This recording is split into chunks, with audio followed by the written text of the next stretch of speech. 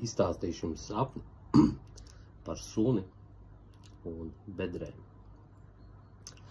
Tātad es redzu ārējā telpa, smiltis, suns.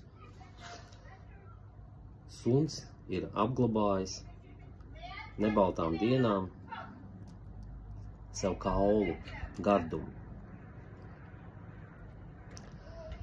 Un tagad viņš ir atnācis šo te gardo kaulu izrakt. Viņš sāk rakt roku bedri, un viņš nevar atrast to kaulu.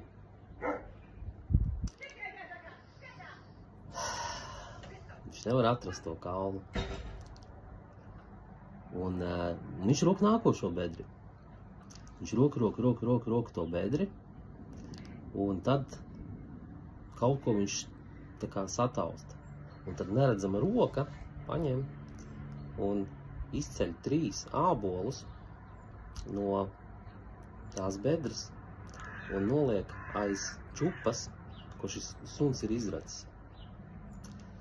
Un tagad šis suns turpina rakt to nākošo bedri, bet viņš jau saprot, kad kaula nebūs.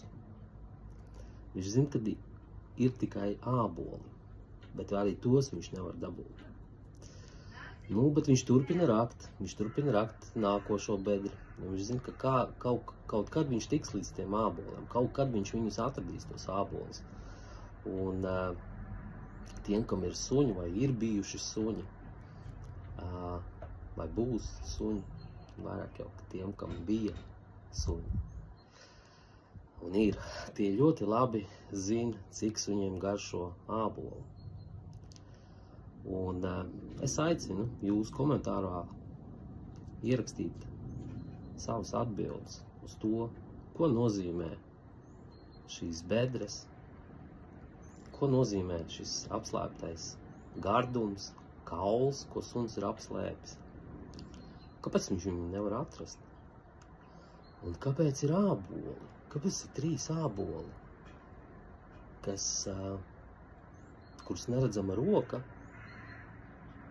izceļ, un suns pat līdz tiem āboliem netiek? Un kāpēc suns turpina rakt šīs bedres? Un kad suns atradīs šos 3 ābolus? Un vai sunim garšo āboli? Aicinu jūs dalīties ar šo video un aizdomāties par šī sapņa jēgu un nozīmi un ierakstīt savus atbildes, savus versijas komentārus.